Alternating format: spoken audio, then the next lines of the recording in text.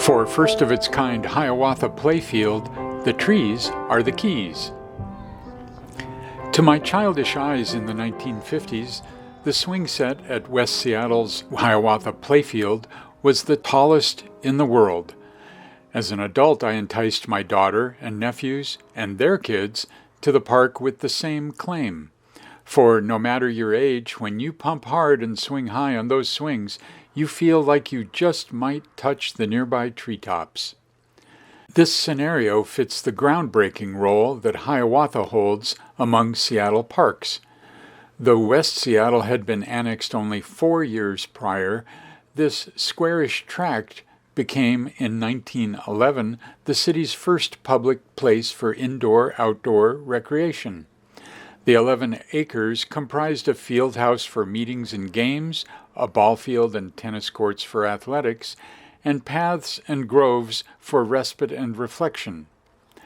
Our then photo was taken 50 days before the January 5, 1912 opening of Hiawatha's sumptuous field house, as described by the Seattle Post-Intelligencer. Some 24 trees dot an otherwise shorn and barren landscape, but as we see in our now image, the foresight of the legendary Olmsted brothers, Seattle's early 20th century park designers from the East, made possible a more lush fate, creating an admirable neighborhood showcase. One could lyrically surmise that its trees are the keys.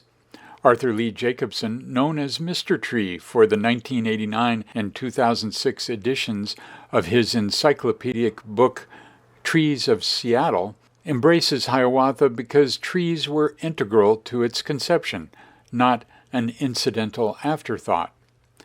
The park's scores of varieties include a majestic red oak, a heritage tree, says nonprofit Plant Amnesty, whose dimensions, measured anew by Jacobson, stretch 133 feet wide and 78 feet tall, with a trunk circumference of 15 feet 8 inches. And it's not even halfway toward a 250-year life expectancy. Though Hiawatha provides many access points, its stair-step entry at the southeast corner of California Avenue and Lander Street offers an evergreen treat absent in 1911. It's the comforting canopy of 2 robust, low-slung Lawton cypress trees, imbuing visitors beneath them with an aura akin to photographer W. Eugene Smith's famously forested tableau of 2 youngsters, The Walk to Paradise Garden. The park, named by the late West Seattle philanthropist and park commissioner Ferdinand Schmitz for a pre-colonial Native American leader lionized by poet Henry Wadsworth Longfellow, has hardly been static. Hiawatha's field house, enlarged in 1949, rebranded as a community center in the 1970s, and closed since 2020, is slated for an upgrade, as are the park's playground and its ball field's artificial turf. The trees of Hiawatha, too, are ever-changing, yet their sturdiest specimens keep beckoning a skyward gaze from the child in us all. In our then photo, this November 16, 1911 scene, looking southeast along streetcar-tracked California Avenue at its intersection with Lander Street, shows the birth of Olmsted-designed Hiawatha Playfield, the first Seattle park to combine a field house, rear center, with outdoor recreation. A football practice is ensuing at center. Foreground storefronts include Central Grocery, which sold Seattle ice cream.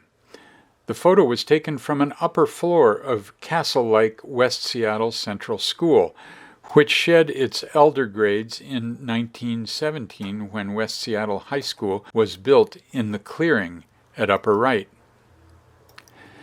Today, in this aerial view, Hiawatha Community Center, formerly Field House, peeks through the trees at back center, flanked by West Seattle High School at upper right beneath Mount Rainier.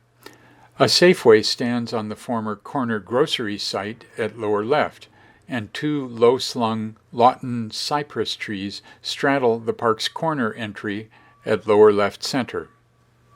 Also today, tree expert Arthur Lee Jacobson measures the trunk of Hiawatha's heritage tree, a red oak.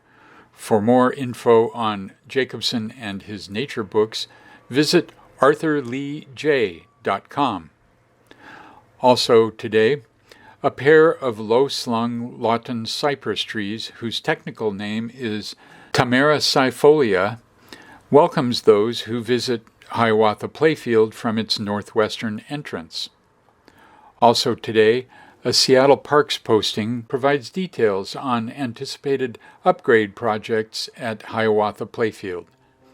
Also today, this placard and 2 other Olmsted-related signs hang on the south side of the Safeway across Lander Street from Hiawatha Park.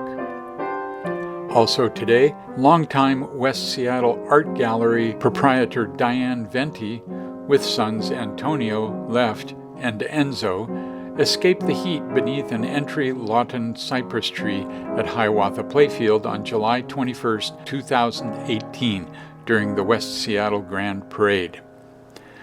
And finally, visiting West Seattle from across the pond in Silverdale, Frankie Fooser, 9-year-old great-nephew of now-and-then columnist Clay Eals, rides high on the Hiawatha Playfield swings.